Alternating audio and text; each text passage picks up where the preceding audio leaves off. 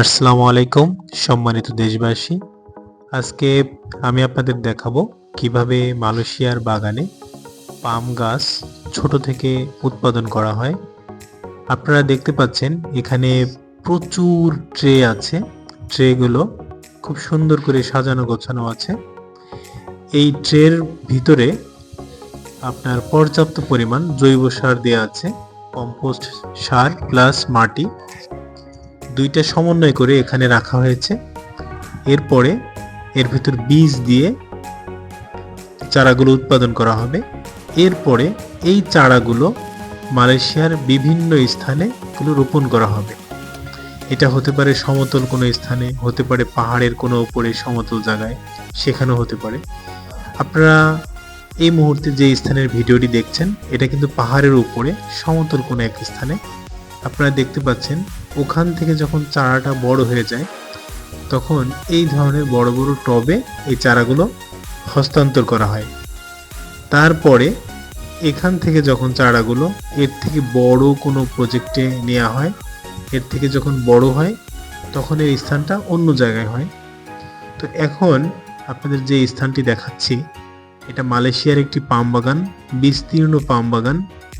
এখানে মালয়েশিয়ার পাম বাগানের যে গাছগুলো উৎপাদন করা হয় সেগুলো উৎপাদন করা হয়, প্লাস এর পাশাপাশি মালয়েশিয়ার পাম ফল থেকে যে ভোজ্য তেল তৈরি হয় সেটাও এখান থেকে প্রস্তুত হয়। পর্যায়ক্রমে আপনাদের সবই দেখাবো, আপনারা যদি ধৈর্য ধরে আমাদের সাথে থাকেন। আসলে এই ধরনের ভিডিও সচরাচর খুব কম দেখা যায়, অবশ্যই আপনারা খুব মনোযোগ সহকারে দেখবেন। আমাদের একজন প্রবাসী ভাই আছে, তার কাছ থেকে মূলত এই ভিডিওগুলো সংগ্রহ করা। আপনাদের দেখাবো, পর্যাপ্ত পরিমাণ জিনিস দেখাবো, আপনারা অবশ্যই আমাদের সময় দেবেন। এমনকি ভিডিওটি ভালো লাগলে অবশ্যই লাইক, কমেন্ট এবং শেয়ার করতে ভুলবেন না। আপনাদের আরেকটা জিনিস দেখাই, দেখেন এই যে বিস্তীর্ণ যেই বাগানগুলো আছে এখানে, এই বাগানগুলো সম্পূর্ণ যে বিস্তীর্ণ বাগানগুলো আমি আপনাদের দেখাচ্ছি, দেখেন টপ থেকে যখন চারাগুলো এইভাবে এক টপ থেকে যখন অন্য টপে হস্তান্তর করা হয় তখন পর্যায়ক্রমে কিন্তু চারাগুলো বেড়ে ওঠে।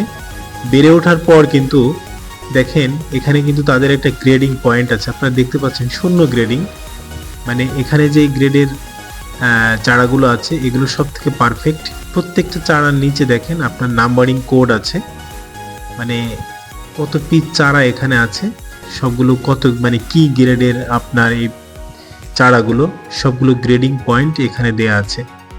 আসলে একটা বাগান যখন পূর্ণাঙ্গ বয়স হয়ে যায় তখন কিন্তু ওই বাগানটা নষ্ট করে ফেলা হয়, আবার পুনরায় সে বাগানটা নতুন গাছে সাজানো হয়। তো সেই ক্ষেত্রে এই নতুন যে চারাগুলো দেখছেন এগুলো হয়তোবা আবার নতুন কোনো বাগানে সুসজ্জিত হবে, সেগুলো আবার পূর্ণ যৌবনে যখন মাত্রা পাবে তখন আবার প্রচুর পরিমাণ ভোজ্য তেলের ফল তারা দেবে। তো সেই ক্ষেত্রে বাগানের মালিক অথবা গভর্নমেন্ট অথবা কর্পোরেশন অথবা কোম্পানি তারা এই পাহাড়ের যে বিস্তীর্ণ যে ভূমিগুলো এগুলো কিন্তু তারা সংগ্রহ করে। আপনারা দেখতে পাচ্ছেন এই যে পাম গাছের উপরে পানি স্প্রে করা হচ্ছে, পানিটা যদি পর্যাপ্ত পরিমাণ স্প্রে না হয় সেই ক্ষেত্রে চারাগুলো নষ্ট হয়ে যেতে পারে। সেই বিষয়টা বিবেচনা করে কিন্তু এইভাবে স্প্রে করা হয়। আসলে আপনারা জানেন বাংলাদেশ থেকে অনেক প্রবাসী ভাইরা তারা মালয়েশিয়ার বিভিন্ন পাম বাগানে কাজ করে, রেস্টুরেন্টে কাজ করে, শপিং মলে কাজ করে, ব্যাংকে কাজ করে, অনেক ভালো ভালো সেক্টরে বাঙালি ভাইরা কাজ করে। আপনারা দেখতে পাচ্ছেন এখানে অনেক বাঙালি ভাইরা আছে, তারা অত্যন্ত পরিশ্রমের মাধ্যমে তারা এই বাগানটাকে সাজিয়ে গুছিয়ে তুলছে, অনেক তারা এনজয় করে এই কাজটাকে। আসলে দেখেন 2 জন বাঙালি ভাই এখানে কাজ করছে, 3 জন, তারা খুব স্বতঃস্ফূর্তভাবে কাজ করছে। এমনকি এখানে হাজারো বাঙালি আছে যারা তাদের পরিশ্রম দিয়ে এই মালয়েশিয়ান বাগানটাকে সুন্দর করে তুলেছে। আসলে তাদের জন্য দোয়া করবেন, তাদের জন্য অফুরন্ত ভালোবাসা দেবেন, তাদের পরিবারের জন্য দোয়া করবেন। তাদের অর্থে আমাদের অর্থনৈতিক চাকা ঘোরে। আজকে এই পর্যন্ত, দেখাবো অন্য কোনো ভিডিওতে। আসসালামু আলাইকুম, আশা করি সবাই ভালো থাকবেন।